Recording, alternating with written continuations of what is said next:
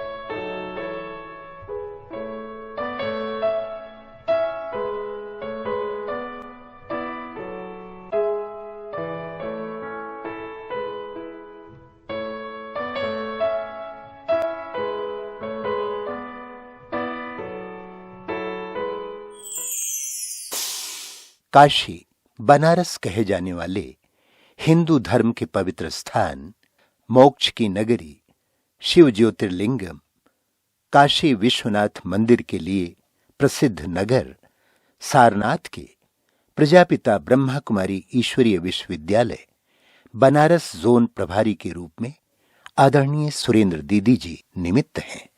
आपका जन्म 1943 में हरगोबिंदपुर, पंजाब में हुआ। बचपन से ही आप धार्मिक, आध्यात्मिक, शांत प्रिय, साफ दिल, निर्मल वाणी, अंतर्मुखता, सहनशीलता आदि संस्कारों की धनी रही हैं। आपको ईश्वरीय ज्ञान 1956 में हरगोबिंदपुर में मिला।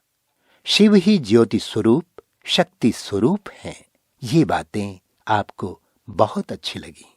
1959 में आप पहली बार संस्था के मुख्यालय माउंट आबू में सृष्टि रचनाकार पिता श्री ब्रह्मा बाबा और ज्ञान की देवी मातेश्वरी जगदम्बा सरस्वती से साकार में मिली।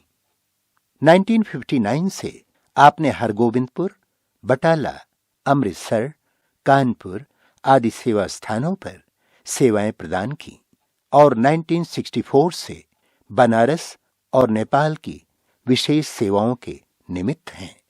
शिव परमात्मा का ज्ञान जन जन तक पहुंचाने हेतु आपने कलश यात्रा, स्व सशक्तिकरण प्रशिक्षण, अलविदा तनाव, शाश्वत योगिक खेती, संत सम्मेलन आदि कार्यक्रमों का आयोजन करते हुए एक सुंदर राजयोग म्यूजियम का भी निर्माण करवाया।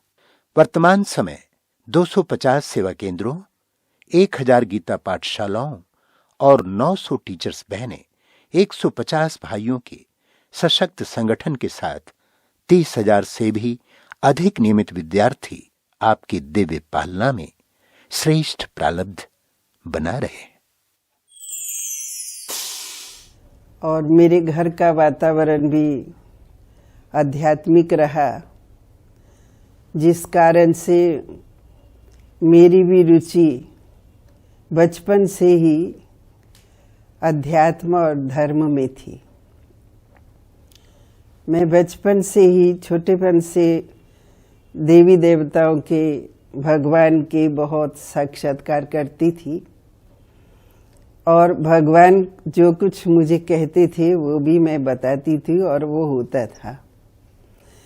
इस तरह से मैं स्कूल के अलावा मेरा जो कार्य था वो घर में आकर के सिर्फ भक्ति पाठ पूजा का ही रहता था, जिस कारण से मेरे को समय समय पर साक्षात्कार होते थे।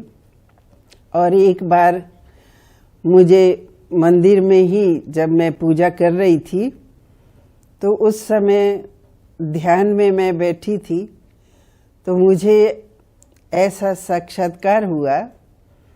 तो जो मंदिर में शिवलिंग था उसके स्थान पर मैंने प्रकाश का ज्योति स्तंभ देखा और जो बहुत तेजों में लाइट वाला था, और उनके पास में दरवाजे के पास ब्रह्मा बाबा आसन वाले पोज में बैठे थे। उन्होंने मुझे कहा कि तुम जो चाहती हो वो बन जाओगी। मेरी इच्छा ये थी, मैं भगवान से पूजा करके यही कहती थी कि हे भगवान, मुझे ऐसा क्यों बना दिया, मुझे देवी बना दो। बस एक ही प्रार्थना करती थी।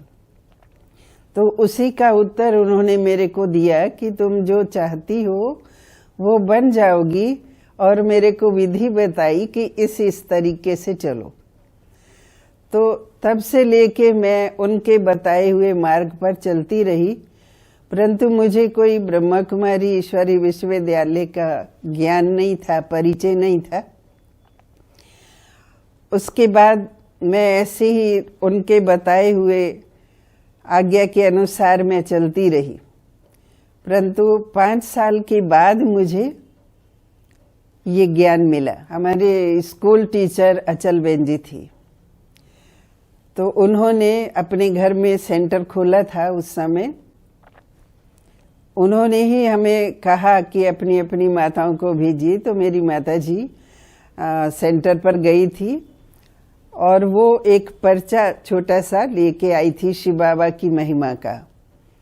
उस समय कोई किताबें वगैरह तो होती नहीं थी, तो वो पर्चा मैंने पढ़ा और शिव बाबा की जो महिमा मैंने देखी, पढ़ी, उसमें से वो मेरा एकदम आकर्षण हुआ कि मैं यहाँ जरूर जाऊं।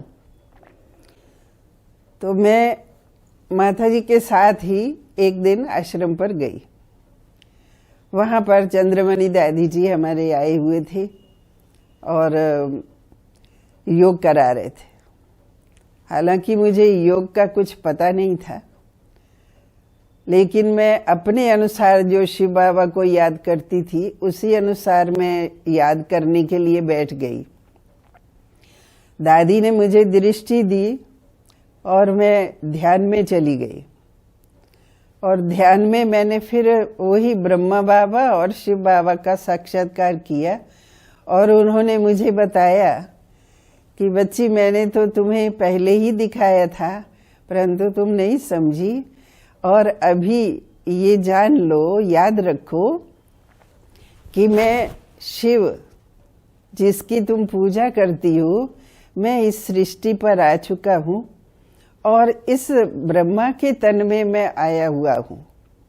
इसके द्वारा आके मुझे ये नई दुनिया की स्थापना का कार्य मैं कर रहा हूँ, जो कार्य तुम्हें भी करना है। ऐसे मुझे कहा। तो फिर दादी जी ने मेरे को ध्यान से थोड़ा उठाया, तो पूछा कि आप कहाँ गई थी। मैंने कहा दादी ऐसे ऐसे मैंने पहले भी देखा था और अभी भी मैंने बाबा जी को देखा, इन्होंने मेरे से ऐसे कहा। तो दादी ने कहा कि तुम बाबा की बच्ची हो, इसलिए बाबा तुम्हें ये सब बता रहे हैं और तुमको जिम्मेवारी दे रहे हैं कि तुम्हें भी इस कार्य में लगना है। तो मैंने उसी समय से ये पक्का दृढ़ निश्चय कर लिया कि मुझे अब इसी कार्य में लगना है, और अब मुझे भगवान को कहीं ढूंढना नहीं है मंदिर मंदिर में, लेकिन ये भगवान अभी आ चुके हैं, बस जो ये कार्य कर रहे हैं मुझे वही करना है। तो उसके बाद फिर मैं अपने घर में आई और फिर वहाँ जो थोड़ा मेरे को बताया बाबा का परिचय, फिर उसी अनुसार हम घर में योग करने लगे। और थोड़े दिन के बाद सेंटर हमारे घर के पास ही आ गया, तो फिर मैं रोज जाने लगी और बहुत नियम से और लगन से हम योग भी करते और रेगुलर क्लास भी करते और कराते भी थे। तो इसी तरह से हम अपना माना ज़्यादा समय आश्रम पर ही हम लगाते थे सेवा में। और फिर बीच बीच में मम्मा बाबा भी आया करते थे सेंटरों पर। उस समय मम्मा बाबा से मैं पहले माउंट आबू में ही मिली थी और बाबा को जैसे मैंने देखा तो मुझे वही साक्षात्कार वाला सीन सामने आ गया और मुझे ऐसा आकर्षण हुआ बाबा को देखते हुए। उनकी भ्रिकुटी से एकदम लाइट चमक रही थी और उनके नैनों में ऐसा अगाध स्नेह था और ऐसा लग रहा था कि भगवान इनमें बैठ कर के मुझे विशेष शक्तियां दे रहे हैं और उनके द्वारा ही मुझे अभी ये सब कुछ मिलना है जो मैं चाहती थी। तो ऐसा बाबा ने मेरे को स्नेह दिया, क्योंकि बाबा तो जानते ही थे, भले ही वो साकार तन था, लेकिन जब उसमें निराकार शिव बाबा बैठा हुआ है तो हम तो दोनों में कोई फर्क नहीं समझते थे। ऐसा ही लगा कि ये दोनों एक ही है और यही भगवान है, इन्होंने ही मेरे को ये सब शक्तियां और ज्ञान दिया। इस तरह से करके मेरे को बहुत स्नेह प्यार बाबा ने दिया और कहा कि हरगोबिंदपुर में तो बहुत ऐसी मेरी बच्चियां निकली हैं और सब एक से एक मेरी अच्छी बच्चियां हैं। ऐसे ऐसे करके बाबा ने महिमा की हरगोबिंदपुर की, क्योंकि वहां से बहुत सारी कन्याएं निकली थी।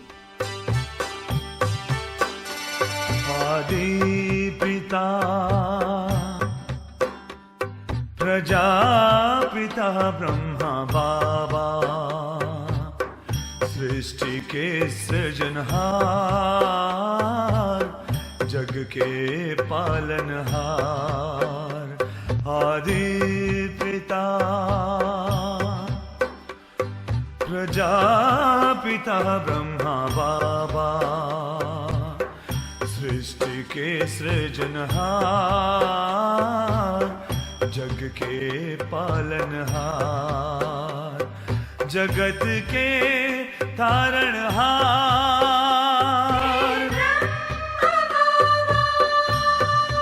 ओ मन मेरा बारंबार करे प्रणाम। इस तरह से फिर मैं मम्मा से भी मिली, तो मम्मा को देखते भी मेरे को जो साक्षात्कार देवी के होते थे, तो एक बार मम्मा का चेहरा सामने आता है और दूसरी बार लक्ष्मी का चेहरा सामने आता है और फिर मुझे ये अंदर से आवाज आती है कि यही मम्मा लक्ष्मी बनने वाली है। तो ऐसे मम्मा के अंदर भी कितना स्नेह और प्यार था।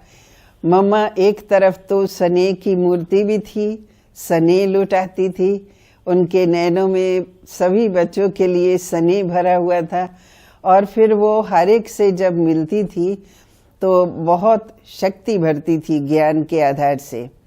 जैसे उनको विद्या की देवी कहा गया है, तो इसलिए मम्मा ज्ञान सुनाती थी तो ऐसा ही लगता था कि जैसे मम्मा वो ज्ञान वीणा बजा रही है और मुझे ऐसा ही लगा कि मम्मा ये ज्ञान वीणा सुना रही है तो पीछे से हल्की हल्की उस भक्ति मार्ग वाली जो वीणा है, सितार है, उसका भी आवाज हल्का हल्का आ रहा है और मम्मा ज्ञान सुना रही है। ऐसा कौन है जिसको आंख से देखा नहीं जाता लेकिन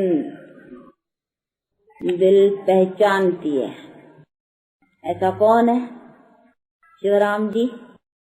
बाप, बाप बेहद का बाप, हाँ, जिसको निराकार बाप कहो। शरीर के पिता को साकार, वो निराकार। तो निराकार बाप, जिसको निराकार परम पिता परमात्मा कहा जाता है, वो इस आँखों से भले देखा नहीं जाता, लेकिन जाना जाता है, पहचाना जाता है। तो ऐसा लग रहा था कि यही जगदम्बा है और ये हमारे आदिदेव प्रजापिता ब्रह्मा है। तो पहले का सीन तो हम लोगों ने देखा है, एक तरफ बाबा एक तरफ मम्मा बैठते थे दोनों, और दोनों बच्चों की को दृष्टि दे करके भी शक्ति भरते और ज्ञान से भी झोली भरपूर करते रहते थे। और कैसे बाबा हर एक के जो मन की बातें होती थी या किसी किसी की भी कमजोरी रहती थी, तो उसको डायरेक्ट किसी को न कह करके और कि किसी का दिल न टूटे, उसको बाबा क्लास के बीच में युक्ति से ऐसा क्लियर करके समझा देते थे, और जिसकी भी गलती होती थी वो अपने आप समझ जाते थे कि हाँ ये मेरे लिए बाबा ने या मम्मा ने कहा है, और उसको स्वीकार करके अपना सुधार करते थे। तो बाबा को भी हमने देखा, तो बाबा ने भी ऐसे चाहे उनके सामने बच्चे आए, चाहे युवा लोग आए, चाहे वृद्ध लोग आए, जो भी आते थे, बाबा उनको ऐसा स्नेह देते थे जो हर एक ये महसूस करते थे कि बाबा हमारे को ही ज्यादा प्यार करते हैं, या मम्मा ज्यादा, सबसे ज्यादा मेरे से ही प्यार करते हैं, क्योंकि भगवान ज्ञान का सागर, प्यार का सागर है, तो अनंत का सागर है, शांति का सागर है, पवित्रता का सागर है। इसलिए उनसे ऐसी ये सब गुणों की भासना प्रैक्टिकल में आती थी। तो ऐसा उनसे दृष्टि लेते लेते लगता था कि वो सारे गुण हमारे अंदर आ रहे। आज भी देते हो बाबा पालना साकार की, आज भी देते हो बाबा पालना साकार की। भर के जाते सब यहाँ से झोली तेरे प्यार की, आज भी देते हो बाबा पालना साकार की। तो मैं यहाँ 1964 में आई और फिर बाबा से ही श्रीमत लेते हुए सेवा करती रही। पहले जिज्ञासु वर्ग की सेवा की, तो उतनी सफलता नहीं मिल रही थी। बाबा को पत्र लिखा कि बाबा इतनी वृद्धि जिज्ञासुओं की नहीं हो रही है। तो बाबा ने बोला मैंने जिज्ञासुओं की सेवा के लिए बनारस का सेंटर नहीं खोला है, मैंने महामंडलेश्वर और जगत गुरुओं विद्वानों के लिए ये सेवा केंद्र खोला है, इसलिए आपको वही सेवा करनी है और उनका कल्याण करना है, उनको बाबा का संदेश देना है। तो फिर हम और गुप्ता भाई साहब दोनों इसी सेवा में जुट गए और समय प्रति समय उनके पास, बड़े बड़े महामंडलेश्वरों के पास, जगत गुरुओं के पास जाते रहे।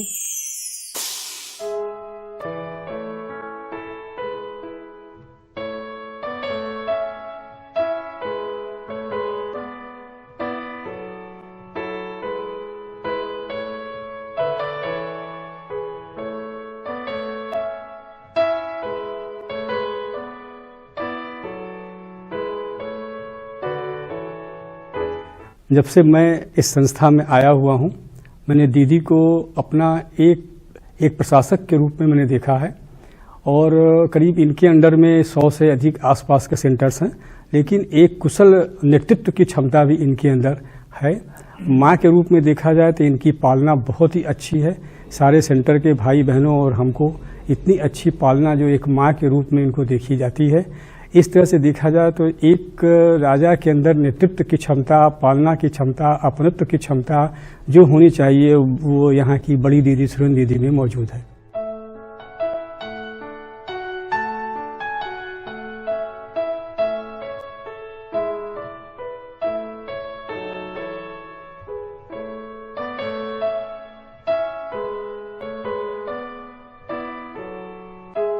वो भी दीदी के सामने जाइए, उनकी दृष्टि और उनकी मुस्कुराहट को देखने के बाद जैसे हर समस्या हल हो गई, हर उत्तर मिल गया। अपने आप उत्तर मिल जाता था, वो नहीं बोलती हैं तब भी उत्तर मिल जाता है।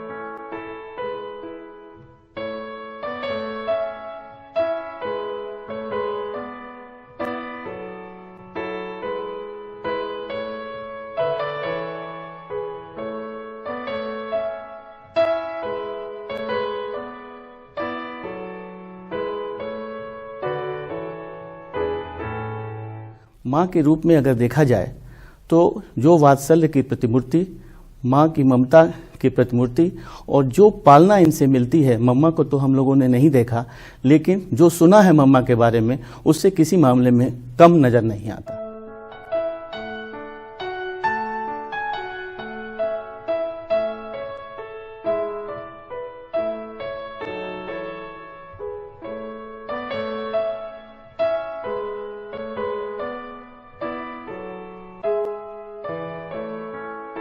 दीदी की सिंप्लिसिटी, सरलता, ये जो है बहुत सी आत्माओं को परिवर्तन करने में मदद की है। खास तौर से हमारा जीवन भी बिल्कुल लौकिक में जनरल पब्लिक के जैसा ही था, लेकिन दीदी की सरलता की वजह से हमें जो है ये प्रेरणा मिली कि हमें भी अपना जीवन जो है वो सरल बना करके और सभी आत्माओं की सेवा में जरूर लगाना है। ये दीदी के कारण ही ये संभव हो सका। दीदी की दूसरी एक बहुत बड़ी विशेषता है कि सामने वाली आत्मा के अंदर दीदी जिस विश्वास के साथ पेश आती हैं वो विश्वास अपने आप में आत्मविश्वास बढ़ाने में मदद करता है। और इसी के कारण आज दीदी 300 से ज्यादा सेंटर्स को संचालित करते हुए भी बिल्कुल निश्चिंत रहती है, क्योंकि उनको बहनों के ऊपर इतना विश्वास है कि उन्हें पता है कि बाबा और बहनें जो है बिल्कुल सेंटर को अच्छे से चला लेंगे। और हमें भी कभी ऐसा नहीं लगता है कि दीदी जो है और बाबा साथ साथ नहीं है हमारे। चाहे जो भी कर्म करे उसमें दीदी की शिक्षाएं जो है वो शामिल रहती है हमेशा।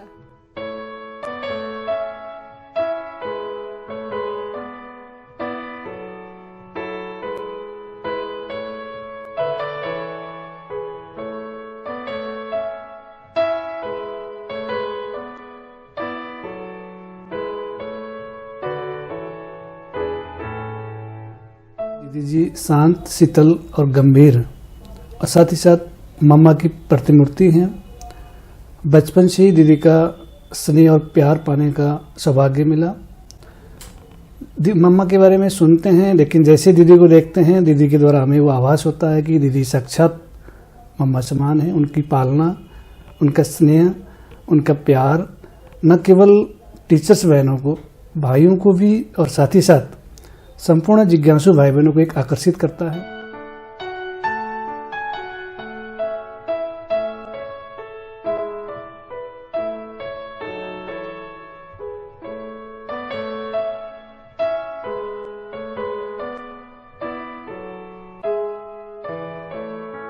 जो दीदी में सबसे पहले विनम्रता का गुण है कि दीदी जो है इतना विनम्र होकर के हर एक चीज़ को सिखाती हैं, समझाते हैं, इतना उमंग उत्साह देते हैं कि सेवा में आगे बढ़ते रहें। और दीदी का उसमें हाथ साथ भी मिलता है कि सदा सफल रहें।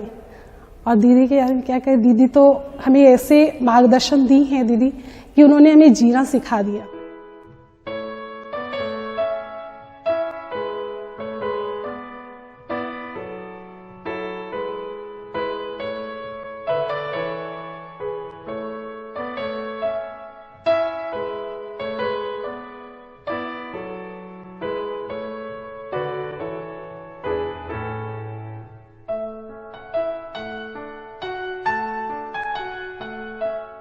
दीदी हमेशा बड़े स्नेह प्यार से बोलती हैं, कभी भी कोई बात होती है तो बड़े प्यार से पूछती हैं।